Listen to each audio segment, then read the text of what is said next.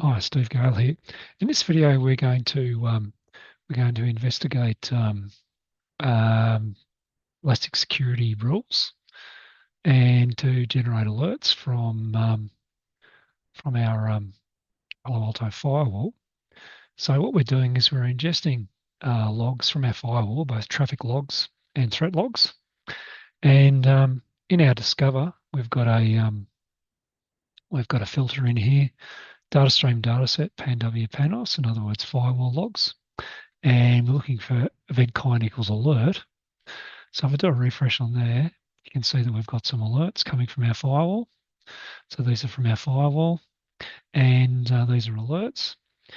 So what we want to do is we want to generate a new alert. So we're going to go here and hit this one, hit our test virus, and then we're going to come back and go to our firewall and just ensure that we've got one there. So I'll just do a refresh on that. You can see we've got here 1420 and 1420 we've got virus vulnerability. So it's picked up these, generated these alerts, and it's the ARCAR file. So that's in our file. We want to see those coming through to our SIEM. So if we go across to our SIEM and we have a look at our Discover and do a refresh on that, you can see here 1420. So we've got two for 1420. We've got virus detected and exploit detected. So let's have a look at our rules. So we've got a detection rule, which is our firewall threat detection rule. And let's have a look at the rule settings.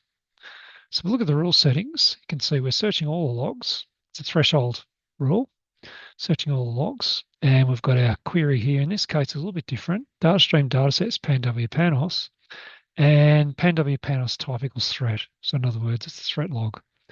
And because it's a threshold rule, we've got to specify the threshold here. And any result with a threshold of 1 or more will detect, it'll detect, and it'll generate an alert. So we've got some additional fields, and you can see the integration that it relies on is the next-gen firewall integration, which is the integration in Fleet, the integration, or Kibana integration, which will then pick up the logs coming from the firewall and bring them into Elastic and Kibana. And we're not going to make any changes to this, so we'll just cancel out of that. So when these rules run, and this runs every, you can see here, but it runs every minute, then it'll generate alerts. So if we go and have a look and do a refresh in our alerts, you can see we've got 8 alerts, and we've got one that come in at 1421.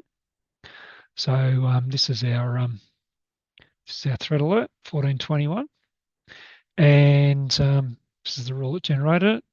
So you can see here was our firewall threat rule, and with score of 73. And what we can do is we can go back and we can investigate that in the timeline. So if we go and have a look, investigate that in the timeline, you can see here that this is the information that we can see. And we've got here the intrusion detection, exploit detected, virus detected, source IP, and the destination IP that we were going to. You might remember the destination IP that we hit close to the IRCAR virus was 210.7. So basically all the information is here for us in our timeline. So we can go back to Discover, and in Discover we can look at more detail here. We've got specific fields we've included, like the observer type, which is the firewall, the event action, which was virus detected, event category, intrusion detection threat, destination IP, it was denied. We don't have to worry about that, although the exploit detected was allowed, but was ultimately denied. This was the firewall rule that triggered it, inside and DMZ to outside, and some information about the particular threat, virus, or vulnerability. And there's more information in these additional fields here, but this is more than enough information to tell you what's been going on. So we can now we can continually monitor we go back to our our alerts dashboard, and we can continually monitor our, oops, cancel, do a refresh. We can do an auto refresh, so we can have this refreshing every minute if we want, but we can just continually monitor our alerts dashboard. Now, typically, if we did get an alert like this, what we'd do from this alert is we'd create a case, and then we'd investigate that, and then mark it as investigated once we'd completed the investigation. Okay, hope that's been helpful. Thanks for watching.